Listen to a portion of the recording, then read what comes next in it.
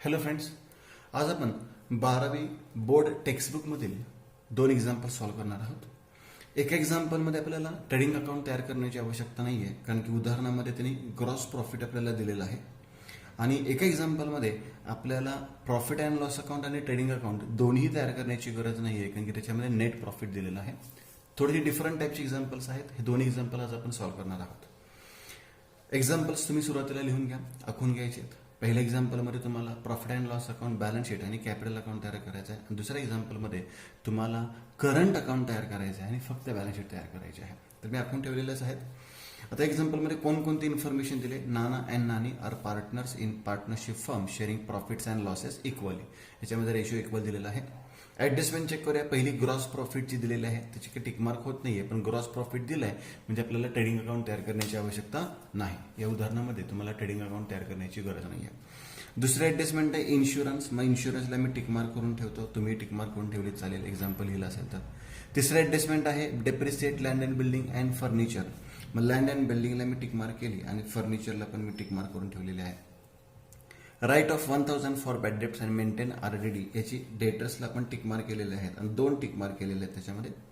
आणि क्लोजिंग स्टॉकचे टिकमार्क होत नाही. यानंतर याच्यामध्ये आपल्याला ऍडजस्टमेंट कोणकोणत्या आहेत, तर याच्यामध्ये 10% बँक लोन आहे आणि कंसामध्ये तारीख सांगितलेली आहे 1 ऑक्टोबर 2018. याला हिडन ऍडजस्टमेंट म्हणतो, त्याला आपण एक टिकमार्क करून ठेवलेले आहे. Addition of salary, addition of ₹20,000 with effect from 1 July 2018. He information आपण व्यवस्थित विचारात घेणार आहोत. डेबिट साईडला इंटरेस्ट दिला आहे, क्रेडिट साईडला इंटरेस्ट दिलेला आहे. आता याच्यावर इंटरेस्टमध्ये कोणते ऍडजस्टमेंट तुम्हाला करण्याची आवश्यकता नाही. याचा इंटरेस्ट तर आपण सेपरेट दाखवला तरी चालू शकतो. आता हे एक्झाम्पल आपण सॉल्व्ह करायला सुरुवात करणार आहोत. ऍडजस्टमेंटचे आपण टिकमार्क करून ठेवलेले आहेत आणि मी सांगितल्याप्रमाणे आपण काय केलेलं आहे, प्रॉफिट अँड लॉस अकाउंट तयार केलेलं आहे, पार्टनर्स कॅपिटल अकाउंट आणि बॅलन्स शीट सुद्धा तयार केलेले आहे. तर सॉल्व्ह करायला सुरुवात करूयात. आपण एक्झाम्पल सर्वांनी सोबत सॉल्व्ह करूया. पहिला आयटम आहे डेबिट साईडचा इन्शुरन्स. इन्शुरन्स पुढे दाखवतो आपण प्रॉफिट अँड लॉस अकाउंटच्या डेबिटला 15,000. आणि सुरुवातीची पहिली ओळ आहे ती सॅलरीसाठी सोडतो आणि दुसऱ्या ओळीला लिहितो मी टू इन्शुरन्स. त्याच्यावर ऍडजस्टमेंट आहे, त्यामुळे इनर कॉलमला घेतले मी 15,000, 15,000 आणि एक ओळ जागा सोडलेली आहे. सेकंड आयटम आहे land and building 50,000. Land and building आपण कुठे दाखवतो, ऍसेट साईडला पहिल्याच ओळीला दाखवतो लँड अँड बिल्डिंग, परंतु मी त्याची रक्कम लिहिलेली नाहीये. हा पॉईंट पुन्हा एकदा व्यवस्थित समजून घ्या. लँड अँड बिल्डिंग मध्ये काय सांगितलेलं आहे तुम्हाला, की ऍडिशन आहे, ती ऍडिशन ₹20,000 सांगितलेले आहे आणि ही ऍडिशन तुम्हाला 1 जुलै 2018ला सांगितलेलं आहे. म्हणजे ह्याची ऍडजस्टमेंट करताना किंवा ही इन्फॉर्मेशन मांडताना कशी मांडायची आहे, ₹50,000 पैकी ₹20,000 चालू वर्षी खरेदी केले होते, म्हणजे ओपनिंग बॅलन्स किती असणार आहे, ₹30,000. म्हणजे 50 पैकी चालू वर्षाची 20,000ची खरेदी आहे, म्हणजे सुरुवातीपासून आपले किती रुपयाची बिल्डिंग असणार आहे, ₹30,000. मग याच्यामध्ये लिहिताना कसं लिहायचं आहे, ओपनिंग बॅलन्स ₹30,000, ₹30,000. हा कसा शोधून काढला आपण, 50 मधून 20 वजा केले म्हणजे ओपनिंग बॅलन्स मिळाला. ॲडिशन आहे ₹20,000ची प्लस ॲडिशन, ही ॲडिशन आहे ₹20,000, ₹20,000ची. म्हणजे एकूण लँड अँड बिल्डिंग आपली ₹50,000ची होती, तशीच मी दाखवलेली आहे. आपली ही व्हॅल्यू आउटरला आली पाहिजे, इनर कॉलमला आली पाहिजे, तीच व्हॅल्यू आलेली आहे. आणि ॲडिशनची तारीख आहे 1/7/18. ती मी बारीक अक्षरात लिहून ठेवतो, त्याचा आपल्याला उपयोग डेप्रिसिएशनसाठी होईल आणि त्याला ऍडजस्टमेंट आहे म्हणून एक ओळ जागा सोडलेली आहे. यानंतर पुढचा आयटम आहे सॅलरीज. सॅलरीज आपण प्रॉफिट अँड लॉसच्या डेबिटला दाखवतो, एक्सपोर्ट ड्युटी प्रॉफिट अँड लॉसच्या डेबिटलाच दाखवतो, इंटरेस्ट प्रॉफिट अँड लॉस अकाउंटच्या डेबिटलाच दाखवतो. टू सॅलरीज मी पहिल्या ओळीला दाखवतो, टू सॅलरीज त्याला टिकमार्क नाहीये, ऍडजस्टमेंट नाहीये, आउटरला मी घेतलेली आहे ₹5,000. त्यानंतर आहे export duty. Export duty profit and loss अकाउंटला दाखवतो, एक्सपोर्ट ड्युटी 2,500, आउटरलाच घेतले मी 2,500. इंटरेस्ट प्रॉफिट अँड लॉसचा डेबिटचा आयटम आहे, डेबिटलाच येणार. क्रेडिटचा आयटम असेल क्रेडिटला जाणार. To interest ₹1,000, ₹1,000. फर्निचर आणि डेटर्स. फर्निचर डेटर्स मात्र कुठे दाखवणार आपण, बॅलन्स शीटच्या ऍसेट साईडला दाखवणार फर्निचर. आणि या फर्निचरवर ऍडजस्टमेंट आहे म्हणून मी इनर कॉलमला घेतले 40,000 आणि एक ओळ जागा सोडलेली आहे. आणि डेटर्स ऍसेट साईडलाच घेतले डेटर्स आपण, इनर कॉलमला घेतले डेटर्स 26,000 आणि त्याच्या खाली 3 ओळी जागा सोडली, 2 टिक मार्क आहेत, पहिली एक ओळ नंतर 2. या पद्धतीने पोस्टिंग तरी सर्वप्रथम आपण करून घेतलं. डेबिट साईडचा, डेबिटचा आयटम डेबिटला किंवा ऍसेटला येतात अपोजिट साईडला गेले तर लेस होतात, हा आपल्याला नियम माहिती आहे. आता क्रेडिट साईडचे आयटम क्रेडिट साईडला जातात किंवा लायबिलिटी साईडला जातात आणि अपोजिट साईडला गेले तर ते मायनस होतात, वजा होतात. पोस्टिंग करूयात क्रेडिट साईडचं. कॅपिटल अकाउंट, कॅपिटल तुम्ही लायबिलिटी साईडला दाखवलं तरी चालेल किंवा स्वतंत्र अकाउंट आपण त्याचा तयार करू शकतो. आपण सेपरेट अकाउंट तयार केलेलं आहे. मग कॅपिटल अकाउंटच्या क्रेडिट साईडला दाखवत आपण बाय बॅलन्स ब्रॉड डाऊन 50,000 50,000. नाना 50,000 रुपये आणि नानी यांचं भांडवल सुद्धा 50,000 रुपये सांगितलेलं आहे. 10% बँक लोन आपण लायबिलिटी साईडला दाखवतो. लायबिलिटी साईडला दाखवूयात. कॅपिटलसाठी एक साधारण 5-6 जागा सोडतो. 10% बँक लोन आणि त्याच्यावर ऍडजस्टमेंट आहे, हिडन ऍडजस्टमेंट, छुपे ऍडजस्टमेंट म्हणतो आपण, कारण की तारीख दिलेली होती त्याच्यावर, म्हणून आपण इनर कॉलमला घेतले 30,000. इंटरेस्ट रेट पण दिले आणि तारीख पण दिलेली आहे. इंटरेस्ट प्रॉफिट अँड लॉस अकाउंटला दाखवतो. डेबिटचा आयटम डेबिटला होता, क्रेडिटचा आयटम कुठं दाखवणार आपण क्रेडिट साईडला. एक 3-4 जागा सोडली. डेबिटचा इंटरेस्ट मगाशी आपण डेबिटला लिहिला आणि क्रेडिटच्या इंटरेस्टची रक्कम आहे 1,500 रुपये. आणि शेवटचा आयटम आहे बिल्स पेएबल. बिल्स पेएबल कुठे दाखवतो आपण लायबिलिटी साईडला दाखवतो. बिल्स पेएबल आणि याच्यावर कोणतीही ऍडजस्टमेंट नाही आहे, त्यामुळे ते बिल्स पेएबल आउटरला घेतलंय मी 8,000 रुपीज, 8,000 रुपये.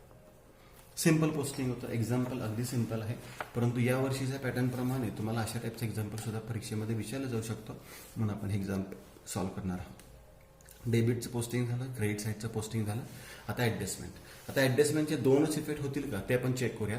काही ऍडजस्टमेंटचे 2 इफेक्ट होऊ शकतात, परंतु ज्या ऍडजस्टमेंटचा इफेक्ट ट्रेडिंग अकाउंटला होतो त्या ऍडजस्टमेंटचे 2 इफेक्ट होऊ शकणार नाहीत, कारण की ट्रेडिंग अकाउंट आपण तयार केलेला नाहीये. ग्रॉस प्रॉफिट हा फक्त आपण प्रॉफिट अँड लॉस अकाउंटच्या क्रेडिटला दाखवू शकतो, कारण की माहिती आहे आपल्याला ग्रॉस प्रॉफिट हा ट्रेडिंग अकाउंटच्या डेबिटचा फरक आहे, म्हणजे तो प्रॉफिट अँड लॉसच्या क्रेडिटला दाखवतो आपण by gross profit brought down, आणि याचा फक्त एकच इफेक्ट दाखवायचा आहे आणि त्याची रक्कम आहे 34,500, 34,500.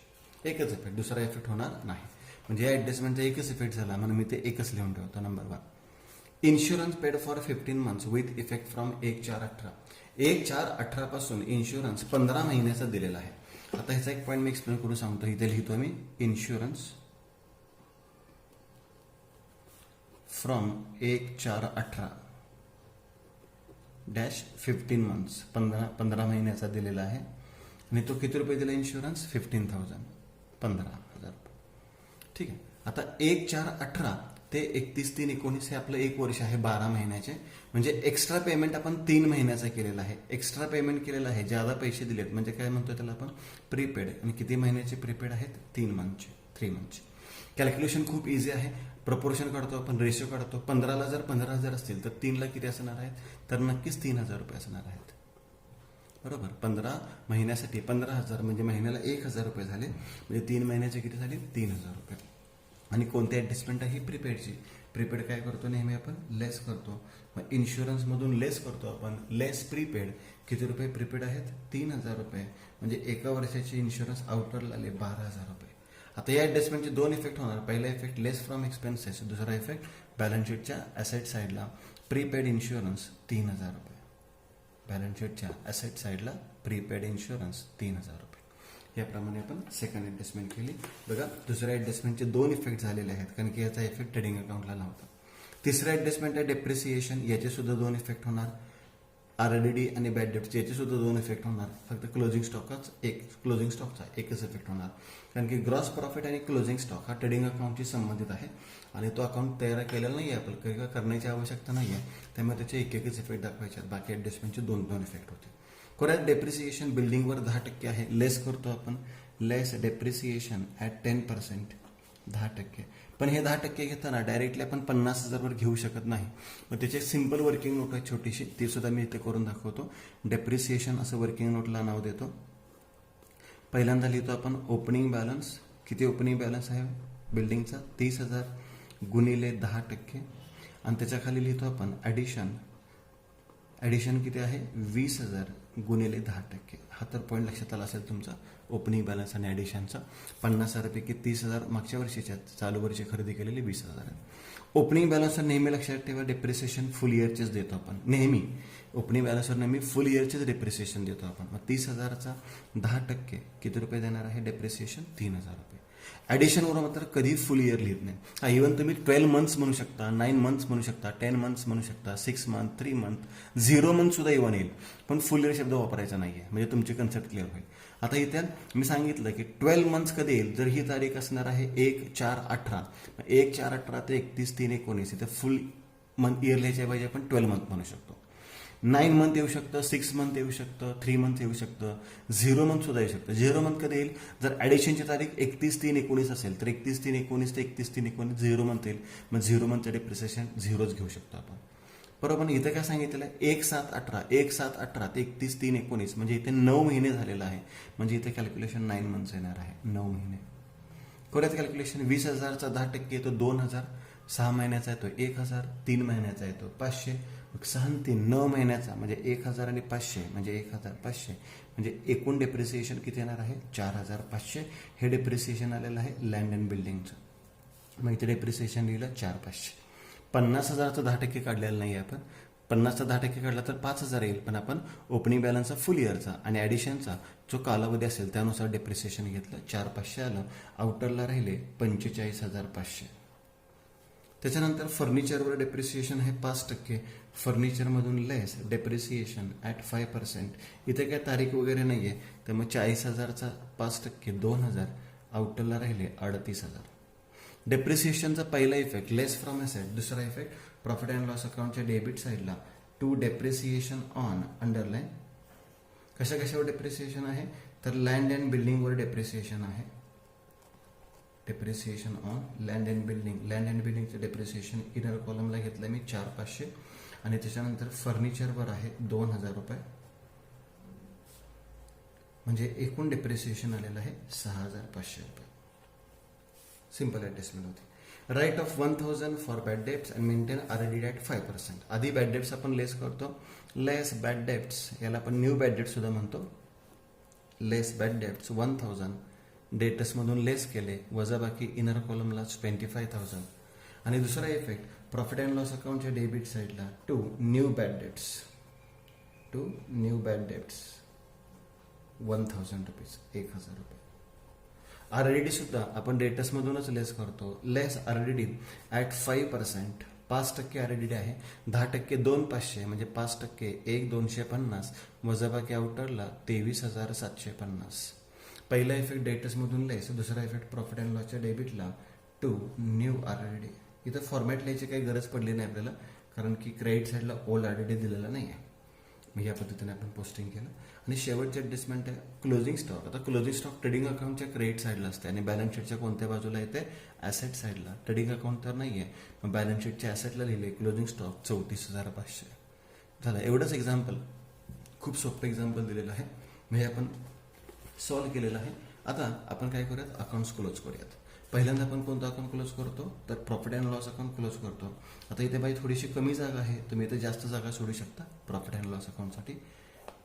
क्रेडिट साईडची बेरीज आणि डेबिट साईडची बेरीज जर कंपॅरिझन केलं तर मला क्रेडिट साईडची बेरीज जास्त वाटते, 34, 35, 36,000 रुपये.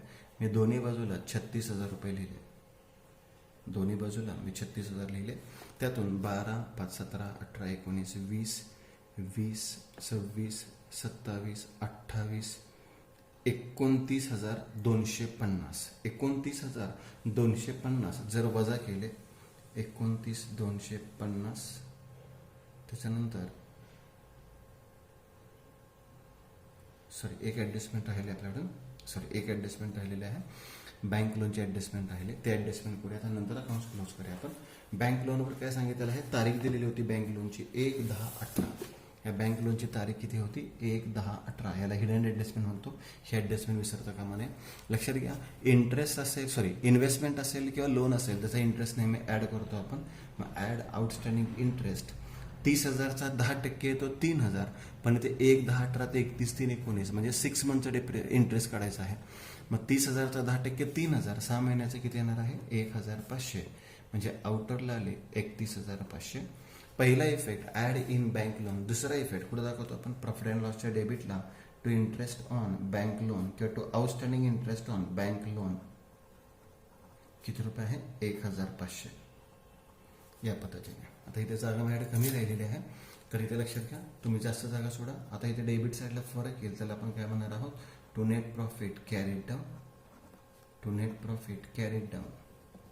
आता हा प्रॉफिट किती होते, पुन्हा इथे टोटल करूया आपण. 12 आणि 5 17, 18 19 20 26 27 28 29 30. 30,750. 30,750. 31,000. 31 आणि 5 36,000. म्हणजे फरक किती आला आहे, नेट प्रॉफिट किती आला आहे, 5,250. तो नाना आणि नाणीमध्ये डिस्ट्रीब्यूट करूयात. नाना आणि नाणी इक्वली डिस्ट्रीब्यूट होणार आहे, म्हणजे 2,625 रुपये. 2,625 रुपये हे डिस्ट्रीब्युशन इनर कॉलमला दाखवतो आपण. बरोबर. प्रॉफिट अँड लॉस अकाउंटला डेबिट, म्हणजे कॅपिटल अकाउंटला काय होणार आहे, credit by net profit brought down. इथे कॅपिटल अकाउंट छोटा तयार केला असता तरी चालला असतं. पुन्हा कॅपिटल अकाउंट आपण क्लोज करूयात. 52,625. 52,625. डेबिट साईडला सुद्धा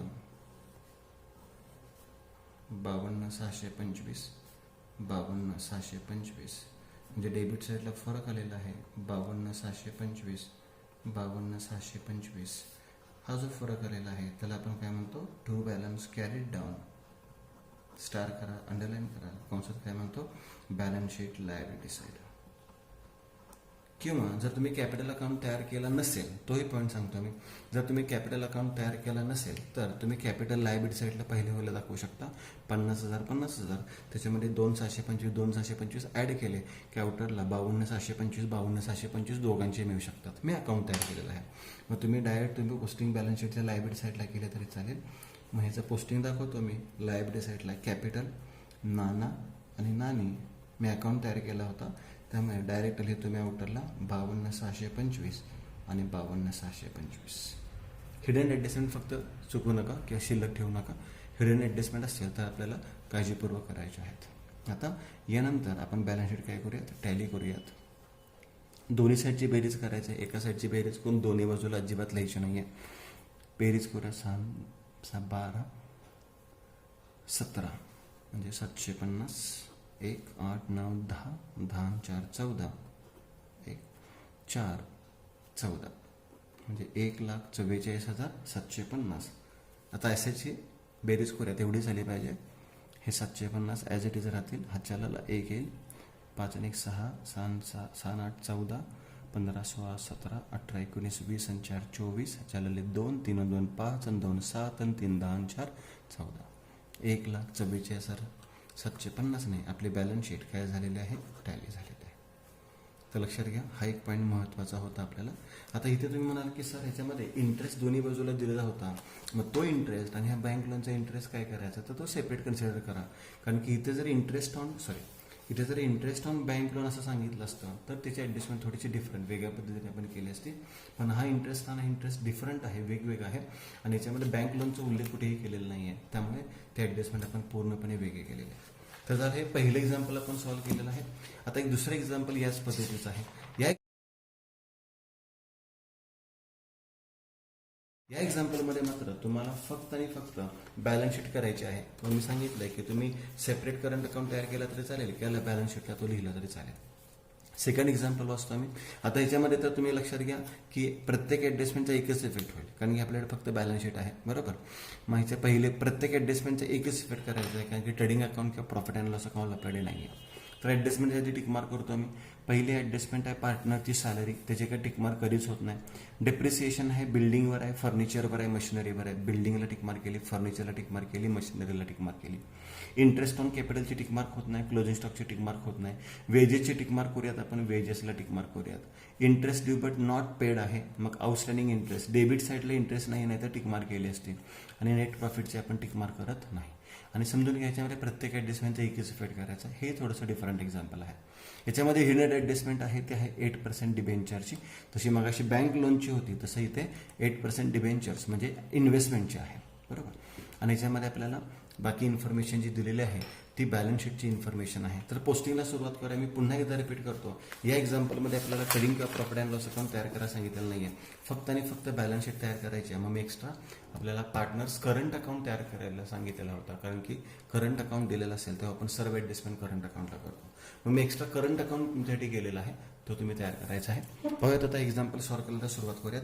याच्यामध्ये पार्टनरची नावं काय काय दिलेली आहेत बघा. सन आणि मून, सन आणि moon debit particulars sun moon आणि क्रेडिट. बॅलन्स शीटला फक्त लायबिलिटीज रुपीज, ॲसेट्स रुपीज. इथे आपण केव्हाही डेबिट क्रेडिट लिहित नाही आहे, कारण की बॅलन्स शीट हे स्टेटमेंट नाही आहे, सॉरी ॲसेट अकाउंट नाही आहे, स्टेटमेंट आहे. आणि या स्टेटमेंटमध्ये आपण फायनान्शियल पोझिशन आहे बिझनेसची ती दाखवतो. ठीक आहे. आता याच्यामध्ये पोस्टिंगला सुरुवात करूया आपण. लँड अँड बिल्डिंग ॲसेट साईडचा आयटम आहे, डेबिटचा आयटम ॲसेटला येणार, क्रेडिटचा आयटम लायबिलिटी साईडला येणार आणि करंट अकाउंटला येणार आहे. बघूयात. लँड अँड बिल्डिंग ॲसेट साईडलाच लिहूयात. लँड अँड बिल्डिंग त्याच्यावर ॲडजस्टमेंट आहे. इनर कॉलमला घेतले 40,000 रुपीज, 40,000 रुपये, एक जागा सोडली. फर्निचर 18,000 रुपये, फर्निचर इनर कॉलमला घेतले 18,000 रुपये, एक जागा सोडली. मशिनरी 40,000 रुपये, मशिनरी इनर कॉलमला घेतले 40,000 रुपये, त्यालाही आपण एक जागा सोडली. पण ही मशिनरी खरेदीची तारीख आहे 1/7/18. ती मी बारीक अक्षरात तिथं लिहून ठेवतो. याचा उपयोग डेप्रिसिएशनसाठी होईल, ॲडिशन वगैरे काही नाही आहे. गुडविल ॲसेटलाच 2,000 रुपये येणार आहे, पण गुडविलवर कोणतीही ॲडजस्टमेंट नाही आहे, त्यामुळे त्या आउटरला घेतले गुडविलचे 2,000 रुपये. वेजेस ट्रेडिंग अकाउंटचा आयटम आहे, त्याच्यामुळे ह्याचं पोस्टिंग मी इथं करू शकत नाही, तुम्हीही करू नका, तो ट्रेडिंग अकाउंटला जाणार आहे, फक्त लक्षात ठेवा. तो करंट अकाउंट हा डेबिटचा आयटम आहे, बरोबर. मग डेबिट साईडलाच येणार, करंट अकाउंटच्या डेबिट साईडला टू बॅलन्स ब्रॉट डाऊन, बरोबर. किती आहेत करंट अकाउंटचे? मूनचे 4,000 आहेत, सनला काहीच नाही आहेत, मूनचे 4,000 रुपये. यानंतर आहे 8% डिबेंचर्स, तोही ॲसेटचाच आयटम आहे. 8% डिबेंचर्स, त्याला आपण इन्व्हेस्टमेंट सुद्धा म्हणतो. इनर कॉलमलाच घेतले 8,000, एक जागा सोडली आणि बारीक अक्षरात तारीख लिहून ठेवलेली आहे 1/10/18. यानंतर आहे provident fund investment, PF investment म्हणतो आपण त्याला. PF इन्व्हेस्टमेंट सुद्धा ॲसेट साईडलाच येणार आहे. PF इन्व्हेस्टमेंट आउटरला घेतले मी 3,500. आणि stock of post stamp, stock of stationery असेल, स्टॉक ऑफ पोस्ट स्टॅम्प असेल, हे आपले ॲसेटच आहे. मग stock of post stamps asset साईडलाच लिहिलेले आहेत 500 रुपये. डेबिटच्या आयटम ॲसेटला एक आयटम फक्त आहे, तो ट्रेडिंग अकाउंटचा आयटम आहे, तो आपण इथं दाखवू शकत नाही.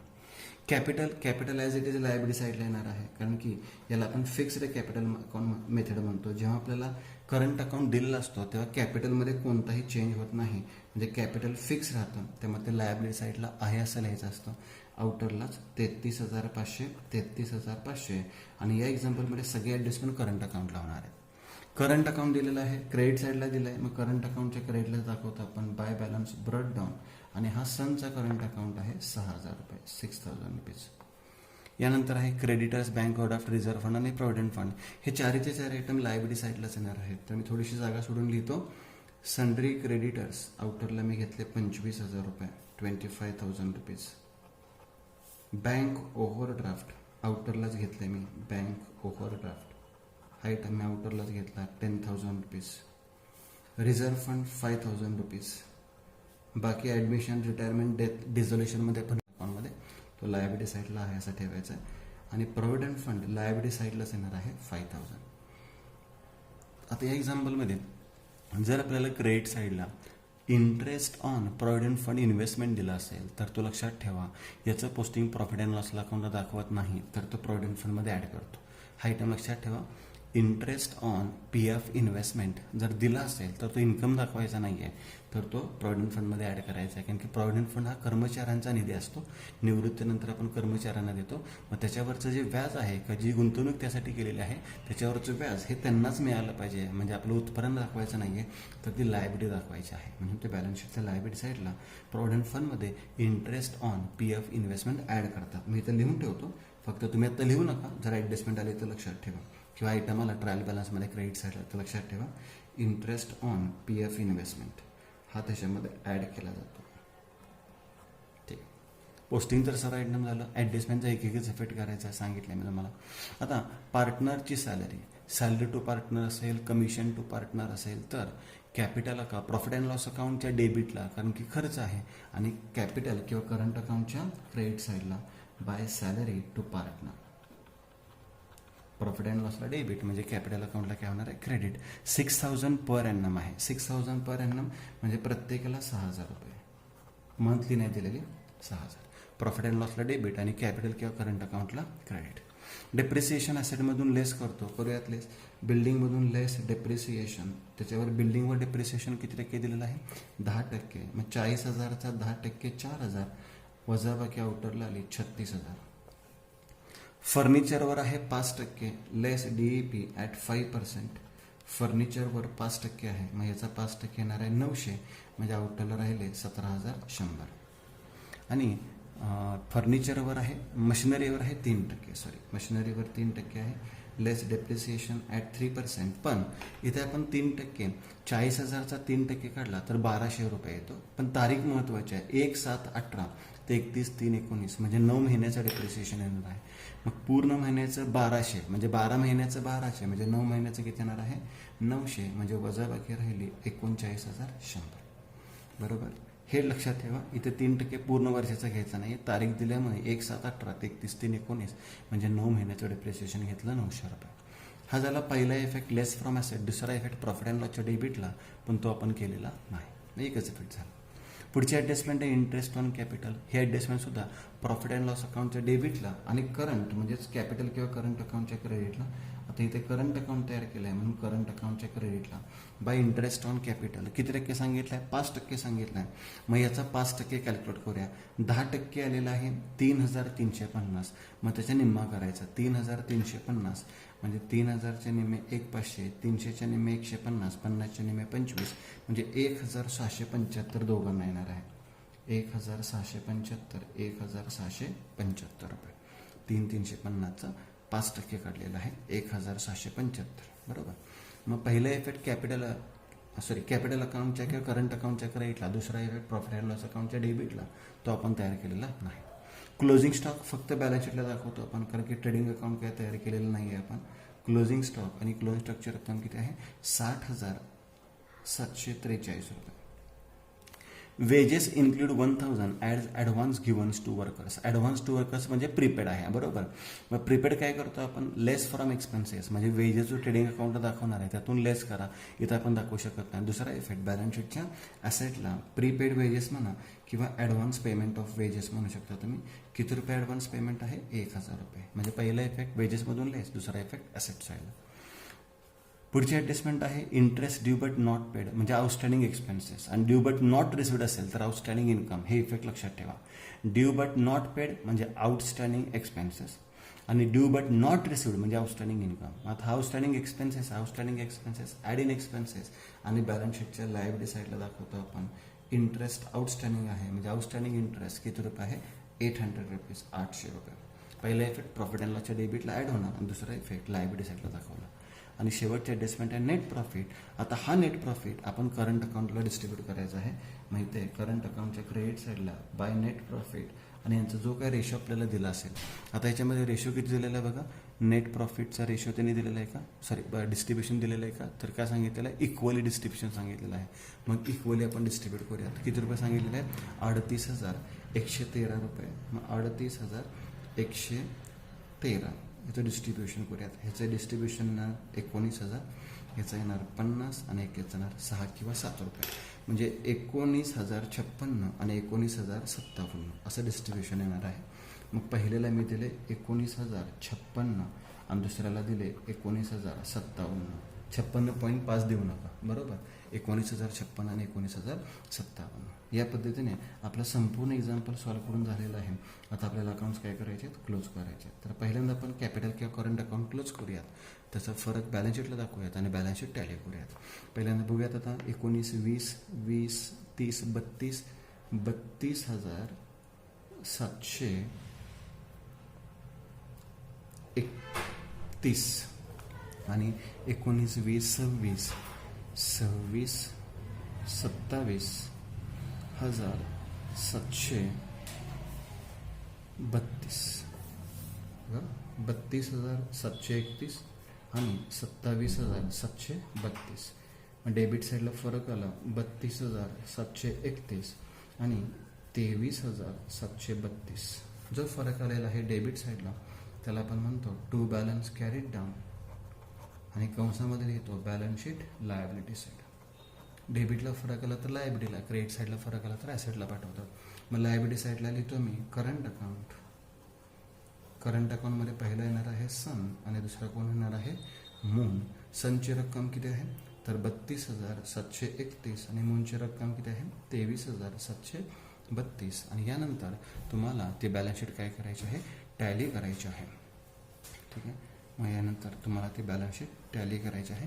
तुम्ही बॅलन्स शीट टॅली करा, तोपर्यंत मी पुन्हा एकदा चेक करतो याच्यामध्ये काय प्रॉब्लेम झालेला आहे का, काय चुकलेलं आहे का. 19, 20, 26 सॉरी इथे 26,000 झाला पाहिजे, इथे 26,000 झाला पाहिजे. 26,732, 26,732 म्हणजे इथं फरक येणार आहे 22,732.